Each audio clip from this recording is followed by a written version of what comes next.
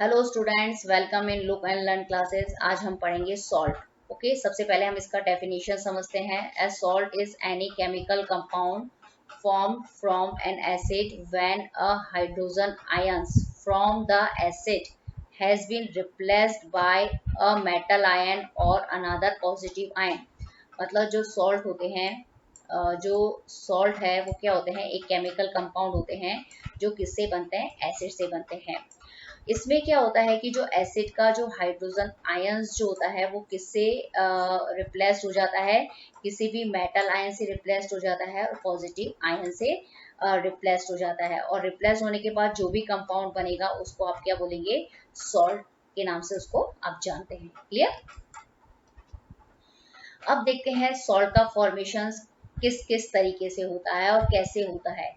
तो जब भी किसी भी एसिड की रिएक्शंस आप किससे कराते हैं, मेटल के साथ में कराते हैं, तो क्या होता है कि हमेशा हाइड्रोजन गैस जो होती है वो रिलीज होती है और क्या बनता है, सॉल्ट बनता है। और ये जो हाइड्रोजन गैस जो रिलीज होती है उसका टेस्ट जो होता है उसको हम पॉप साउंड टेस्ट के नाम से भी जानते हैं। मतलब जब भी आप इसके पास में कोई बर्निंग कैंडल भी लेके आएंगे ना, तो वो पॉप पॉप का साउंड, मतलब पट पट का आवाज बोलता है, तो उसको बोलते हैं पॉप साउंड। क्लियर।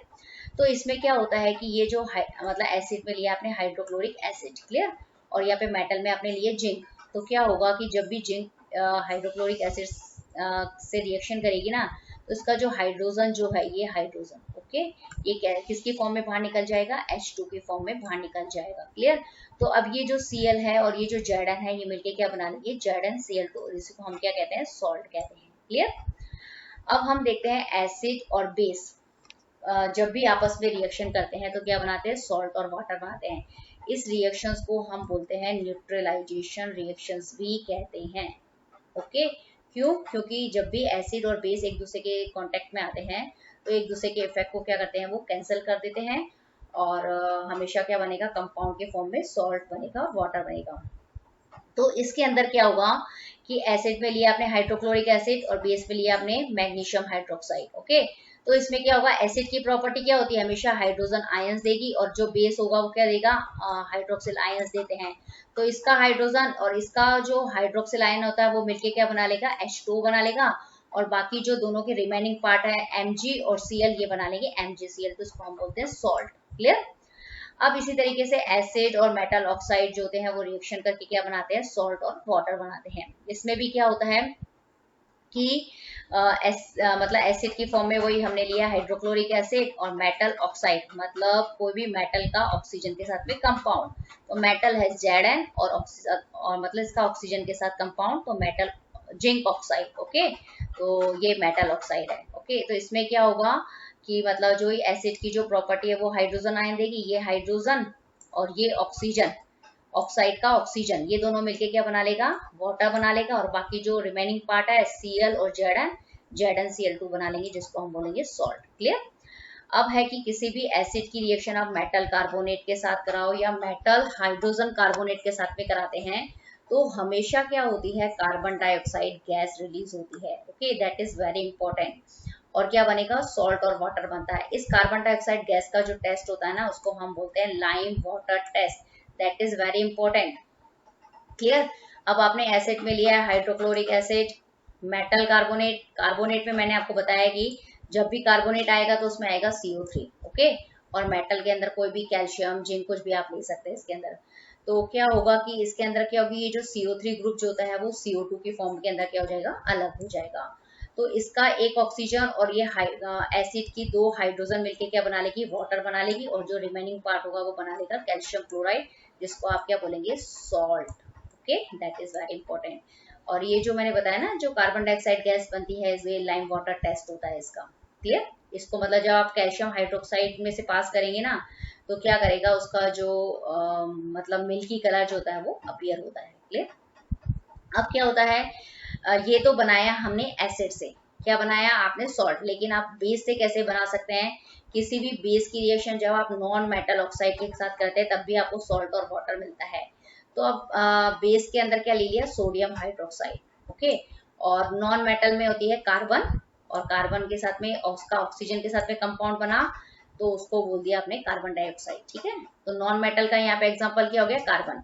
तो इसके अंदर क्या होगा कि मतलब ये जो मतलब ये OH है और इसका जो ऑक्सीजन है, मतलब ये दो, मतलब ये जो मिलेंगे ना तो ये बन जाएगा इसे H2O, और बाकी जो रिमेनिंग पार्ट जो बनेगा वो बनेगा Na2CO3, जिसको आप क्या बोलेंगे, सोडियम कार्बोनेट। क्लियर? तो मतलब इस तरीके से क्या बन जाएगा, ये सॉल्ट बन जाएगा। क्लियर? अब यहाँ पे बताया गया है कि the name of the salt produced can be predicted, मतलब किस तरीके से आप सॉल्ट का नाम जो है वो रखते हैं। The first part of the name is always the metal that the part of the base, मतलब किसी भी सॉल्ट का नाम है, सपोज यहाँ पे आपने लिया ZnCl2 ले लिया, तो पहला नाम जब इसका आप नाम बोलते हैं तो क्या बोलते हैं, जिंक क्लोराइड बोलते हैं। तो पहला नाम क्या हुआ, मेटल, और दूसरा नाम क्या हुआ, बेस का नाम होगा। Okay, if the acid is hydrochloric acid the salt will be chloride, मतलब यदि आपने हाइड्रोक्लोरिक एसिड यूज किया है, ओके, ये यहाँ पे आपने क्या लिया है, हाइड्रोक्लोरिक एसिड लिया है, तो हमेशा जो सॉल्ट होगा उसको क्या कहेंगे, क्लोराइड सॉल्ट बोलेंगे। यदि आपने एसिड की फॉर्म में क्या ले लिया, नाइट्रिक एसिड, तो जो सॉल्ट बनेगा उसको क्या बोलेंगे, नाइट्रेट बोलेंगे। और यदि आपने एसिड की फॉर्म में क्या ले लिया, सल्फ्यूरिक एसिड लिया है, तो जो सॉल्ट बनेगा उसको आप क्या बोलेंगे, सल्फेट के नाम से मतलब बोलेंगे। तो इस के अंदर आपने क्या समझा कि सॉल्ट किस तरीके से बनता है और सॉल्ट का नॉमेनक्लेचर आप किस तरीके से करते हैं। क्लियर? तो ये भी बहुत इंपॉर्टेंट चीज है। अब हम देखते हैं कि किसी भी ऐसे, मतलब जो सॉल्ट का जो नेचर होता है वो किस तरीके का होता है। तो सॉल्ट का जो नेचर होता है वो 3 तरह का हो सकता है कि salts can be formed acidic, basic और न्यूट्रल सॉल्यूशन, मतलब जो सॉल्ट जो होते हैं उसका नेचर एसिडिक, बेसिक और न्यूट्रल 3 तरह का कोई सा भी हो सकता है। In order to determine what type of solution salts will form, we must compare the strength of its parent acid and parent base, मतलब salt जो है उसका जो स्ट्रेंथ जो होता है ना वो किसके ऊपर डिपेंड करता है, उसके पेरेंट एसिड और पेरेंट बेस के ऊपर। कहने का मतलब होता है कि जो सॉल्ट जो है वो किससे बनता है, एसिड और बेस से बनता है। आप वो एसिड जो ले रहे हैं वो कौन सा है, मतलब स्ट्रॉन्ग है या वीक है, या फिर जो बेस ले रहे हैं वो स्ट्रॉन्ग है या वीक है, उसके हिसाब से सॉल्ट का नेचर क्या होगा, डिसाइड होगा। यदि आप क्या लेते हैं, स्ट्रॉन्ग एसिड लेते हैं, क्लियर, और क्या लेते हैं, स्ट्रॉन्ग बेस लेते हैं, तो वो क्या करेंगे, दोनों एक दूसरे के इफेक्ट को क्या कर देंगे, कैंसिल कर देंगे, और क्या बन जाएगा, न्यूट्रल सॉल्ट बन जाएगा। लेकिन यहाँ पे क्या है कि स्ट्रॉन्ग एसिड लिया है और आपने वीक बेस लिया है, तो यहाँ पे कौन मतलब इफेक्टिव है, तो आपको जैसे यहाँ नाम से ही पता चल जाएगा कि मतलब स्ट्रेंथ से ही पता चल रहा है एसिड की कि ये एसिड यहाँ पे क्या है, स्ट्रॉन्ग है, तो जो सॉल्ट बनेगा वो भी एसिडिक होगा। इस तरीके से वीक एसिड और स्ट्रॉन्ग बेस लिया है, तो यहाँ पे कौन स्ट्रॉन्ग है, बेस स्ट्रॉन्ग है, तो जो सॉल्ट बनेगा वो भी क्या होगा, बेसिक ही नेचर का होगा। ओके, लेकिन यदि वीक एसिड है और वीक बेस है तो यहाँ पे वेरी करेगा, मतलब कुछ भी हो सकता है। ओके, तो इस कंडीशन के अंदर जो भी स्लाइटली स्ट्रॉन्ग होगा, यदि एसिड स्लाइटली स्ट्रॉन्ग है कंपैरेटिवली बेस के, तो वहां पे वो सॉल्ट जो होगा वो एसिडिक नेचर हो जाएगा। इसी तरीके से यदि बेस यहाँ पे स्लाइटली स्ट्रॉन्ग है कंपैरेटिवली एसिड के, तो वो जो सॉल्ट होगा वो कैसा हो जाएगा, एसिडिक हो जाएगा। तो इसमें क्या होता है, वेरी करता है हमारा जो रिजल्ट जो होता है। ओके, अब हम वापस से सॉल्ट की कैरेक्टरिस्टिक्स को समझ लेते हैं कि सॉल्ट क्या होता है, वो हमेशा एसिड और जो बेस होते हैं उसकी न्यूट्रलाइजेशन रिएक्शन से ही बनता है। जो एसिड जो होते हैं वो हमेशा क्या देते हैं, हाइड्रोजन आयंस देते हैं, और जो बेस जो होते हैं वो हमेशा क्या देते हैं, हाइड्रोक्सिल आयंस देते हैं। इस प्रोसेस को किससे कहते हैं, हम हाइड्रोलाइसिस कहते हैं। मतलब ये प्रैक्टिकल के लिए बहुत इंपॉर्टेंट है कि हाइड्रोलिसिस क्या होता है। अब जो pH of the salt depend on the strength of the original acid and the base, मतलब जो सॉल्ट का जो pH जो होता है वो किसके ऊपर डिपेंड करता है, कि जो हम एसिड और जो बेस उनकी स्ट्रेंथ के ऊपर डिपेंड करता है।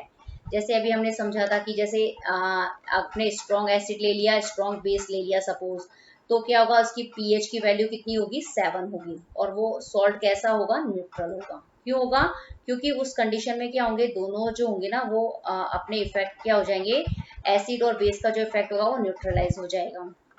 लेकिन इसमें क्या होगा कि यदि आपने एसिड लिया है वीक और बेस लिया है स्ट्रॉन्ग, तो इस कंडीशन के अंदर क्या होगा कि इसमें इफेक्टिव कौन है, स्ट्रॉन्ग, मतलब बेस स्ट्रॉन्ग है, तो उसकी जो pH की वैल्यू जो होगी वो 7 से ज्यादा होगी इस कंडीशन में, और सॉल्ट का नेचर जो होगा वो भी कैसा होगा, बेसिक होगा। इसी तरीके से यदि आपने स्ट्रॉन्ग एसिड लिया है और वीक क्या लिया है, बेस लिया, तो यहाँ पे कौन स्ट्रॉन्ग है, एसिड स्ट्रॉन्ग है, तो उसकी पीएच की वैल्यू कितनी होगी, 7 से कम होगी, और जो नेचर होगा सॉल्ट का वो एसिडिक होगा। लेकिन यदि वीक एसिड है, वीक बेस है, तो इन दोनों के अंदर जो भी स्लाइटली स्ट्रॉन्गर है उसके अकॉर्डिंग ही क्या होगा कि मतलब उस सॉल्ट का मतलब जो नेचर होगा वो डिपेंड करेगा। क्लियर। अब हम इसी मतलब ये हमने देखा है कि स्ट्रॉन्ग एसिड, अब इसको हम एग्जांपल से समझ लेते हैं कि जब हम स्ट्रॉन्ग एसिड लेते हैं, स्ट्रॉन्ग बेस लेते हैं, तो हमें पता है कि सॉल्ट जो होगा वो न्यूट्रल होगा। लेकिन अब इसकी इक्वेशन क्या होगी, स्ट्रॉन्ग एसिड का एग्जांपल है NaOH, सोडियम हाइड्रोक्साइड की रिएक्शन यदि आप HCl से कराते हैं ना, तो यहाँ पे जो सॉल्ट बनेगा NaCl वो कैसा होगा, न्यूट्रल होगा, और वाटर जो होगा वो रिलीज होगा। ये तो हर कंडीशन, जब भी सॉल्ट बनता है ना तो वाटर तो रिलीज होता ही है। एसिड और बेस की जब भी रिएक्शंस होती है तो उसके अंदर वाटर बनता है कंपलसरी। ओके, तो यहाँ पे आपको पूछे कि मतलब आपको न्यूट्रल सॉल्ट बनाना है, तो आप क्या लेंगे, वहाँ पे स्ट्रॉन्ग एसिड और स्ट्रॉन्ग बेस, और उसके ये एग्जाम्पल भी आपको देने हैं। तो इस तरीके से यदि आपको एसिडिक सॉल्ट बनाना है तो आपको क्या लेना पड़ेगा, स्ट्रॉन्ग एसिड और वीक बेस लेना पड़ेगा। तो यहाँ पे स्ट्रॉन्ग एसिड आपको पता है ना HCl, और आप जो वीक बेस है उसका एग्जांपल है यहाँ पे NH4OH। तो ये हाइड्रोजन और ये हाइड्रोक्सिल आयन, ये दोनों मिलके क्या बना लेंगे, H2 बना लेंगे, और बाकी जो रिमेनिंग पार्ट जो होगा ये NH4 और ये Cl, ये NH4Cl बना लेगा। क्लियर। इसी तरीके से यदि आपको क्या बनाना है, बेसिक सॉल्ट बनाना है। ओके, तो बेसिक सॉल्ट बनाने के लिए क्या होगा कि मतलब आपको क्या लेना पड़ेगा, यहाँ पे स्ट्रॉन्ग बेस लेना पड़ेगा और वीक एसिड लेना पड़ेगा। तो वीक एसिड का एग्जांपल क्या है, एसिटिक एसिड इसका एग्जांपल है। क्लियर। और मतलब जो स्ट्रॉन्ग बेस जो है वो आपको पता है NaOH है। क्लियर। तो यहाँ पे क्या होगा कि ये जो OH जो है ना, और ये हाइड्रोजन है, ये OH, ओके, और ये हाइड्रोजन मिलके क्या बना लेगी, H2 बना लेगी। ओके, और बाकी जो रिमेनिंग पार्ट होगा ये CH3COO और Na मिलके सोडियम एसिटेट बना लेंगे, जो क्या है सॉल्ट। ओके, अब आपको वापस से न्यूट्रल सॉल्ट बनाना है। ओके, न्यूट्रल सॉल्ट बनाने के लिए दो वीक भी जो एसिड जो होते हैं, मतलब वीक एसिड और वीक बेस को आप मिलाएंगे तो न्यूट्रल भी बन सकता है, एसिडिक भी बन सकता है, बेसिक भी बन सकता है। क्लियर। तो इसमें आपको यहाँ बताया न्यूट्रल, तो आपको दो वीक एसिड लेने हैं, मतलब एक वीक एसिड लेना है और एक वीक बेस लेना है। तो एसिटिक एसिड ले लिया, और दोनों जो है वो, और वीक बेस के लिए अमोनियम हाइड्रोक्साइड लिया है। तो इसमें क्या होगा कि मतलब ये H और ये OH जो मिलके क्या बना लेंगे, वाटर बना लेंगे। क्लियर। और बाकी रिमेनिंग पार्ट जो होगा वो आपस में जुड़ जाएगा, CH3COO और NH4 जुड़ जाएगा, तो क्या बनेगा, अमोनियम एसिटेट जो होगा वो बन जाएगा। इस कंडीशन के अंदर क्या है कि जो वीक एसिड है और ये सॉरी वीक एसिड है और वीक बेस जो है ना, दोनों ही क्या है, बराबर है, इसीलिए यहाँ पे न्यूट्रल बना है। लेकिन यदि थोड़ा सा एसिड यदि स्ट्रॉन्ग हो गया तो यहाँ पे वो एसिडिक हो जाएगा, और यदि थोड़ा सा वीक बेस थोड़ा सा स्ट्रॉन्ग हो गया तो वहां पे बेसिक हो जाएगा वो सॉल्ट। ओके,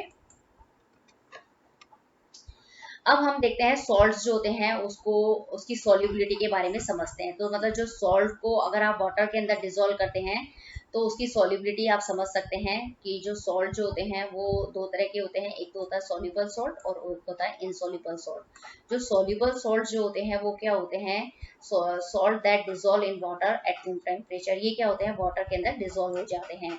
और जो इनसॉल्युबल्स जो होंगे वो क्या होंगे, that in dissolve in undissolved in water at room temperature, ये वाटर के अंदर डिजोल्व नहीं होते हैं। तो आप वाटर के अंदर मतलब इसको डाल के इनकी सॉल्युबिलिटी कर सकते हैं, चेक कर सकते हैं। अब यहाँ पे आपको सॉल्ट दिए होते हैं, फिर आपको ये पूछते हैं कि मतलब एग्जाम के अंदर कि कौन सा सॉल्ट मतलब सॉल्युबल है और कौन सा इनसॉल्युबल है। तो आपको इस फ्लो चार्ट से बहुत ही इजी वे में आप वो आंसर मतलब दे सकते हैं। तो उसको देखते हैं, मतलब जितने भी नाइट्रेट जो होते हैं ना, नाइट्रेट सॉल्ट, वो सॉल्युबल सॉल्ट्स के अंदर आएंगे, और जितने भी सोडियम पोटेशियम अमोनियम सॉल्ट जो होते हैं वो भी क्या होते हैं, सॉल्युबल सॉल्ट्स के अंदर कंसीडर होते हैं। क्लियर। और जितने भी क्लोराइड सॉल्ट्स होते हैं, लेकिन क्लोराइड के अंदर दो जो सॉल्ट ऐसे हैं, क्लोराइड सॉल्ट जो वाटर के अंदर क्या होते हैं, इनसॉल्युबल है, तो वो है सिल्वर और lead chloride. Okay, silver chloride और लेड सेकेंड क्लोराइड, ये जो होते हैं ना वाटर के अंदर क्या है, वो इनसॉल्युबल है। क्लियर। और जितने भी सल्फेट्स जो होते हैं वो मतलब सॉल्युबल सॉल्ट्स में ही आते हैं, लेकिन कुछ सल्फेट सॉल्ट जो होते हैं वो इनसॉल्युबल में आते हैं। उसका एग्जांपल है barium sulphate, lead sulphate, calcium sulphate. Clear? और मतलब कहने का मतलब ये है, ये मतलब इनसॉल्युबल है। ओके। अब जितने भी कार्बोनेट सॉल्ट जो आते हैं वो इनसॉल्युबल है वाटर के अंदर। तो आपको एग्जाम के अंदर दे दिया जाए कि नाइट्रेट वाटर में सॉल्युबल है या फिर कार्बोनेट वाटर में सॉल्युबल है, तो अगर आपको ये फ्लो चार्ट आपने देखा हुआ होगा तो आप बहुत ही अच्छे से आंसर वहां पे गिवन कर पाएंगे। अब हम देख लेते हैं कि मतलब हमने क्या कर लिया है कि सॉल्ट के नेचर के बारे में पढ़ लिया है। अब उसके हम पीएच की वैल्यू के बारे में पढ़ लेते हैं। जो न्यूट्रल सॉल्ट्स जो होते हैं उनकी पीएच वैल्यू कितनी होती है? जो pH value of neutral salt is almost equal to 7। मतलब जो न्यूट्रल सॉल्ट जो होते हैं ना, उसकी जो पीएच वैल्यू होती है वो हमेशा कितनी होती है? 7 के पास होती है।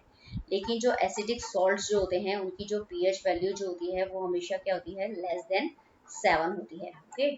और जो बेसिक सॉल्ट जो होते हैं उनकी जो पीएच वैल्यू जो होती है वो हमेशा 7 से ज्यादा होती है। क्लियर?